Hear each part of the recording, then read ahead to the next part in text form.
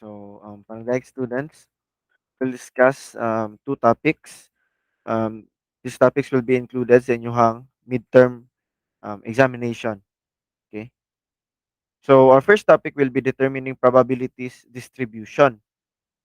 So, in determining the probabilities distribution, we have the following conditions. So, these are the probability notations under the normal curve. So the following notations for a random variable are used in our various solutions concerning the normal curve. So we have there our first condition. You have the probability of z greater than a but less than b denotes the probability that the score is between a and b, where a and b are both z scores. Okay? In this case, duha ka ba itong z scores.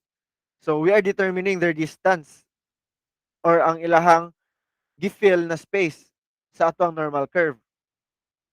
The second the second condition is the probability of z greater than a denotes the probability that the z score is greater than a. So this is if the z score is greater than a. And lastly, the probability of z which is less than a denotes the probability that the score that the z score is less than a, where a and b are z score values. Okay, so unsa day pasabot aning conditions niya. Okay, so let's have an example. Before that, ato sang i-refresh daan or like tagaan sa tamog background kung giunsa ni siya pagpangita, or like how do you find this one. So let's say for example, to find the area of the region between Z1 and Z2, so since you are given two Z scores, as you can see there, darao, duha ka book Z scores. So muna siya to ang first nga condition, di ba? So if given taginani, we will subtract the the Z score with the greater value. So for example, kani um, between Z which is equal to 1 and Z is equal to 2. So ang between nila nga um, distance. So if between daw nila, okay? So since ang atuang distance sa from 0 to 2 is 4772, and ang atuang distance niya or atong value sa atuang um 1 is 0.34. So ang atuang gipangita diri nga region kay kaniman, di ba? Kaniman. So all you have to do is to subtract this distance kani og kani, di ba? In order to find this. So all you have to do is to subtract um 0.3413 from 0.4772, which results in 0.1359. So it is graphically shown below. So this is the graphical representation. So this is the region between 1 and 2, which is 0.1359. So the regions under the normal curve in terms of percent. So this is the graph of the distribution of our population mean. So as you can see there, same ra sila values, di ba? Only that negative lang siya diri sa left side. Okay? Pero same ra na sila value, guys. Ay ra mo katingala. Okay? Now, we have atong example na. So find the proportion of the area above z is equal to 1. So unsaon din ni siya? We first have to take note about the keywords. We are asked there the proportion of the area above. So above daw. So if above siya, greater than z is equal to 1. So ang pasabot, if naa diri ang negative 1 nimo, ang greater daw or above daw niya. So like diri na ka to the left, ay to the right ka, di ba? Kay above man. So you will cover this region kani above sa atong negative 1. Okay? So I hope na gets lang ano nga part ha. So if moingon pug ka og below dire, if moingon pug kag below, if moingon kag below, ang imuhang maakuan ana, ang imuhang ma-representation ana ay nani. If you're asked to find the proportion of the area below z is equal to -1, so let's say for example, z is -1. Kung z is -1, no? Below daw sa z which is -1. So if below siya, diari ka, di ba? You are going to the left because below naman niya, paubos na siya. So kani nga region imong gipangita.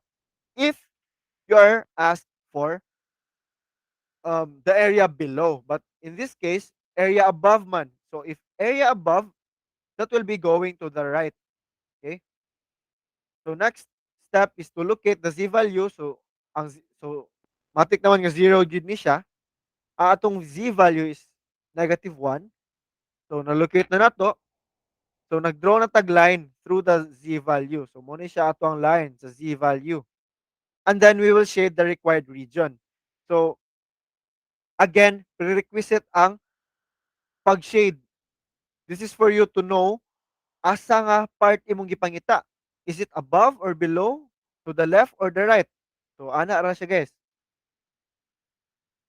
Next is consult the z table and find the area that corresponds to -1. So as you can see there sa tong z score dara. Una tong z score no. -1 daw. So kani siya ang 1. So if kani ang 1, since 1 ra man na siya good. Same ra gyapon na siya sa -1, but ang imo lang pag-input sa pag-input nimo sa normal curve is to the left. Okay? Ano ra siya? To the left lang siya. So dara -1. So point 1 na to, atong 1 yun is dira oh, 0 atong gipangita. So diri 0, 0 diri. Kani atong gipangita di ay. So this will be 0.3413. So dara 0.3413. So examine the graph and use the probability notation to the form to form an equation showing an appropriate operation to get the required area. So ang giingon daw niya, kaya ko ning i-erase no. So kani daw z is equal to 1, to -1 is 0.34 daw ni siya nga region. 0.34. So unsa man day diri nga region? Kani nga region diri. Kani. Unsa dinhi nga region diri tanan? 'Di ba? As I've said earlier sa atuang earlier discussions nga ang atong normal curve, it is just a probability. Therefore, it should be equal to 1. Now, if imo siyang itunga, so mahimo siyang 50-50, di ba? Imo siyang 50-50. So, if if 0.34 ni diri nga part, kani if 0.34 ni diri nga part, this would mean nga if i-include pud nimo diri nga part, kani, this would mean nga ang 0.34 ada na to og 0.5. Nganong 0.5 sir? 0.5 is the 50th, 'di ba? 50th like ang 50% sa tuang ano, sa tuang normal curve, 'di ba? Kay 100% man siya. Ang gitunga man siya equally. So if itunga siya equally, it will be divided into two equal parts which is 50-50. So 50-50 naman na siya and um from the region -1, you have 0.34. And kani ang full man ni siyang half sa right part, therefore, you'll add 0.5. So, add lang ka. Pag equal nimo na, that will be 0.84 ba niya? 0.84. So, as you can see there, 0.8413. So, muna siya ang whole nga region nga, ang area sa region nga itong na-cover. So, that is Z is greater than -1. So, muna siya guys, ang atuang condition. Di ba? Dara, dara greater, less than. So muna siya ang above, muna siya ang above, muna siya ang below or to the left, then muna siya ang in between or like ang yang distance. Okay? Another example. So we have there find the area to the left dara. To the left na siya guys, to the left of z which is equal to -1.5. So first, atong buhaton is to draw the normal curve. Draw the normal curve. Then locate the z value. So atong z value is -1.5. Okay? Punta na to diha 1.5. Then line through kani line. After this, Since pagbasa na 'to nga left of z is equal to -1. So this would mean nga going to the left, 'di ba? So ato ni siyang i-shade nga region. Kay going to the left naman sa 1.5. And then shade the required region, dara mo na siyang shade. And then consult the z table and find the area that corresponds to -1.5. So dara, 1.5. So this is point 4332. So dara, 0.4332. Ay ra mo kabala ka guys. If negative na siya ha, again, if negative na siya, fine lang na siya. Basta kay if negative siya, i-put niyo siya sa left part sa ato ang normal curve. Okay? Now, natin 0.4332.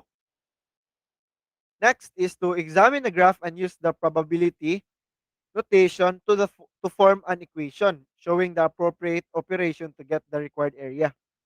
So ang required area niya is to the left man. So to the left man daw ani good. So kanilang gyud nga part specifically. Wala ni siya ilabot. Not included na siya dira. So unsa din nimo pagka-determine ani niya, di ba? Unsa nimo pagka-determine ani nga part lang mismo, di ba? So, akong hint nimo, mubalik lang gihapon ka sa atoang basic knowledge nga 50% ni siya each, 'di ba? 50% each ni siya sa tanan region. Now, if naay 0.4332 dire, okay. So, ay wait. Mali. So if naay 0.4332, if if 0.4332 ni siya kani nga part, if 0.4332 ni siya nga part, unsa day ni siya nga part, di ba? So, ang imong buhaton ani is to simply subtract kaning 0.4332 sa ato ang 0.5, di ba? Kay ang whole minusan nimo 0.4332 para makit-an nimo siya nga region. Okay? So, if imo siya i-subtract, yang difference will be 0.0668. So that is z is less than -1.5. Okay? So you'll have to put there kani siya. And then don't forget guys the label. So make a statement good perminti indicating the required area. Okay? So the proportion of the area to the left of z is equal to -1.5 is 0.0668 or 6.68%. So 6.68% ra daw ni siya sa 50% diri nga part sa left. Okay? Ana ra siya. And also sa whole. Sa whole. So ana lang siya guys. So another example. So what if we are asked to find the area between z is equal to -2 and z which is equal to -1.5? So again, sa akong giingon earlier, if moingon gitag between, we are finding the specific gap between two values. So unsa daw ang kani? Unsa daw ang ilahang distansya or like ilahang gap? Okay? So ang ilang gap muna ang area nga imong i-cover sa imong shaded region. Okay? This is the area between man. Area between man na siya. So kani siya simple ra gyapon kayo ang pag-solve ani niya. So if you are given between gani, all you have to do is kung unsay mas greater gani nga z value, muna ay imuhang muna imong subtractan, okay? Let's say for example, there z is equal to -2. So let's look at the z table.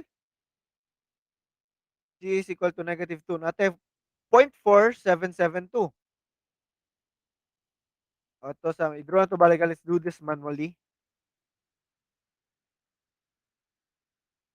Ana siya. 0. Ayan, kani siya. Ah, so kani siya ang -2, kani siya ang -1.5. And nangita day ka ani nga region. Okay. So how do you find the region for this one? So let's look at the Z table, no? Atong Z table gibutang dire tara 0.4772 sa 2.0. So 0.4772 minus ang sa 1.5. Atong 1.5 is 4332 raman. So 0.4332. So muna siya ang answer nato diari. Muna siya ang answer nato diari. Okay? So now let's proceed. So dara siya oh. So we consult the Z table as what we did earlier lang. So we consult the Z table and Z2 corresponds to 0.4772 and 1.5 corresponds to 0.4332. So since mas dako man ni siyang area, ato siya i-subtract and then pag subtract na to, we will get 0.0440. So that is the area between -2 and -1.5. So if ato siya percentage nga style or nga format, we will get 4.40%. So this is the area that we will cover, 4.40%. Okay? So muna siya sa ato ang lesson 1. So let's proceed sa atong lesson 2. So unsa man ni sa lesson 2 na to? So now we will locate the percentiles under the normal curve. So ang percentile. So unsa din ang percentile na to? So ang percentile guys, sa mga simple lang nga terms no. So muna siya kana mga say for example, ikaw ang rank 1 sa 50 ka students. Nakakuha ka og 98 nga percent sa 100 items nga score. Gani, 100 items nga exam. So, muna siya pa-determine sa tong percentile. Muna siya ang percentile na to. Okay? Now, what about sa percentile sa tong normal curve, no? So, percentile, so for any measurements, so arranged in ascending or descending order, a percentile or a centile is a point in the distribution such that a given number of cases is below it. A percentile is a measure of relative standing. It is a descriptive measure of the relationship of a measurement to the rest of the data. And when a specific score is compared to the remaining scores in a distribution, the percentile serves this purpose. So muna akong pasabot atong last time ay katong um ikaw ang rank 1 sa 50 ka students gani sa imong scores ngayon mga top 1, top 10 anana. So muna siya percentile ang gigamit ana niya. So unsay relationship sa atong percentile and z-scores? So a probability value corresponds to an area under the normal curve man, di ba? So sa kada probability value nag-correspond sa area sa normal curve na to. Mo ni siya atong z table. Pantog ni siya ga-exist. Mo ni siya probability sa normal curve. Okay? So in the table of the areas under the normal curve, the numbers in the extreme left and across the top are z-scores, so which are the distances along the horizontal scale. And the numbers in the body of the table are areas or probabilities. So kani siya, kaning the body, muni siya ang mga probabilities niya. While kani siya, muni siya ang atuang horizontal scale, distances along the horizontal scale. So sa horizontal scale mo ni siya, kani sa 1, 2, 3 muna siya horizontal nga scale and ayang specific nga area, okay? So the z-scores to the left of the mean are negative values. So if want to tag left, di ba? Dili na nato na problema if negative ang given. If negative ang given, we'll just have to put it in the left part of our normal curve. Okay? Negative man. So sa left na to ibutang. Okay? So let's proceed sa ato ang pikas nga kuan sa ito example. So we have there, find the 95th percentile on of a normal curve. So ipapangita ta og 95 95% or 95th nga percentile niya. So unsa may pasabot anang 95th nga percentile? So, P of 95 means locating an area below, below, area before or below the point. So we want to know the z value is at this point. So we will draw the appropriate normal curve first. So i-draw sa na to ang normal curve daan. So may siya tong normal curve, no?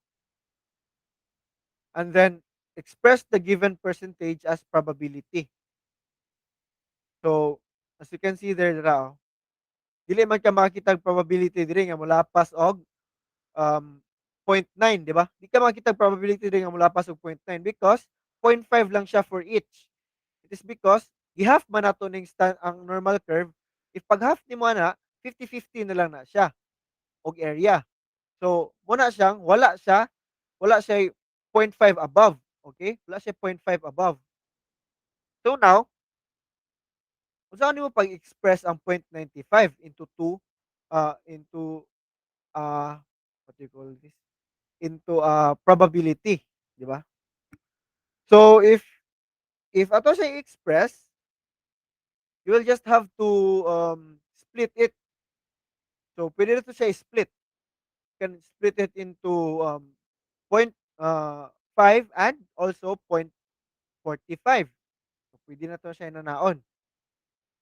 So now we will shade the 0.5 of the sketch of the normal curve in step 1. So ang 0.5 atong sketch. Dito maggama.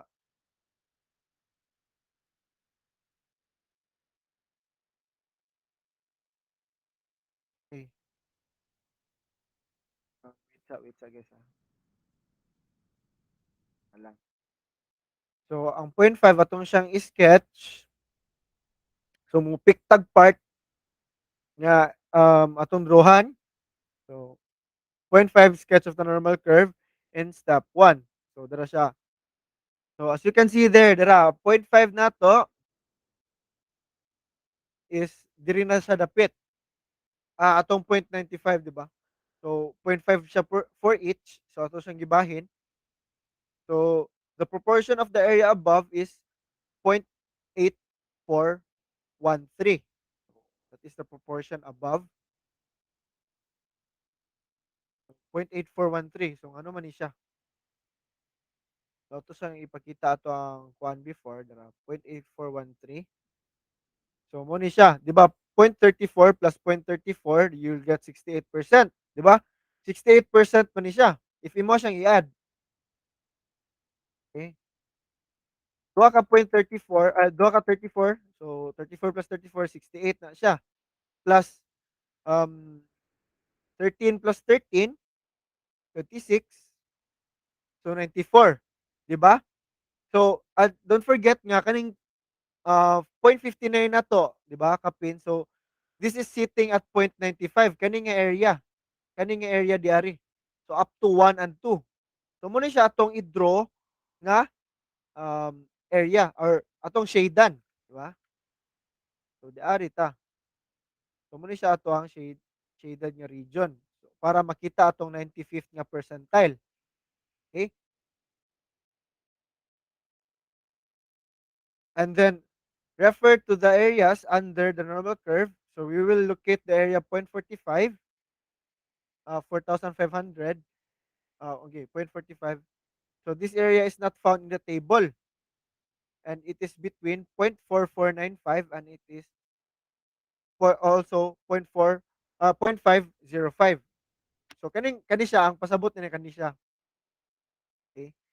So, kung saan man mo papakita aning 0.45, aning Z table. Tara. Itong Z table nakabutang diri 0.45. 0.45. Lisod kay pangitaon. 45. Dara, 45. Is somewhere here. Dara. So, nasa sa mga 1.6 dapit, no? 1.64. 1.64 and 1.65. So, unsa man nimo na sa pagakuan? Pag-pick og value ani niya na lisod man kay siya i-pick, di ba? So, what you are going to do, since duha man kabuk values nimo, that is 0.4495 and 0.505, all you have to do is to get the average for both.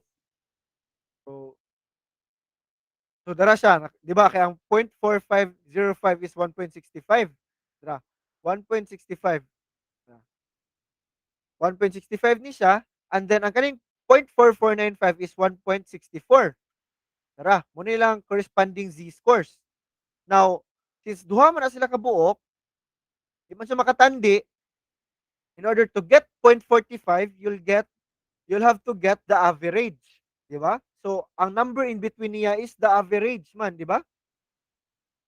So, pag get nimo sa average aning uh, 1.65 o 1.64 ato siya i-calculate ha. I-round up na lang ni siya, guys.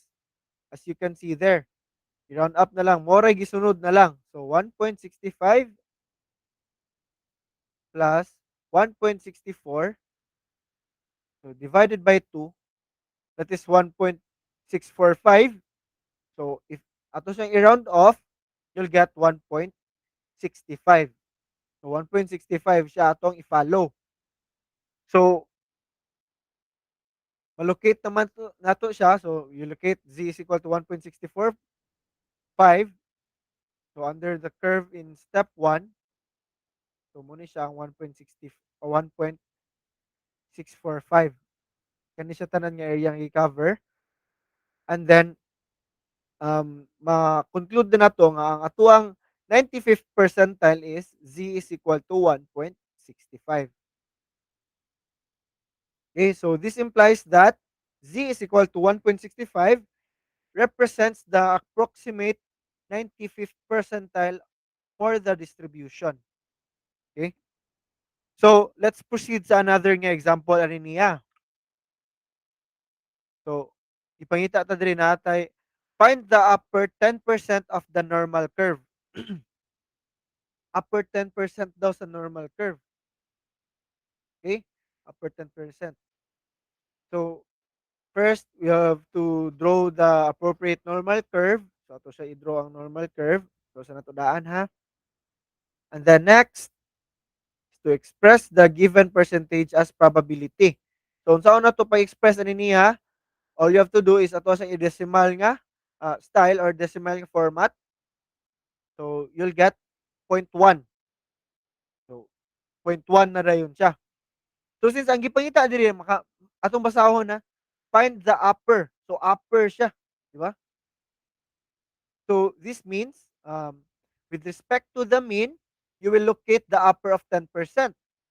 So, to the right of the mean. So, to the right siya sa mean. Okay? So, using the upper side of the mean, find the remaining area. So, refer to the table under the areas.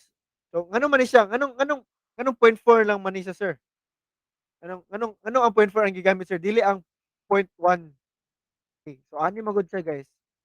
Ani man ni siya. Nate table, di ba? Para mo na siya. Na, example na ni. Naatay 10% of the normal curve. So, if na atong normal curve, mo ni siya ang 10%, di ba? Mo ni siya ang 10%. So, kaning hole niya, kaning hole niya is 100%, di ba? 100%. Kaning half niya is 50%, di ba? And also this one, 50% po na siya. Okay.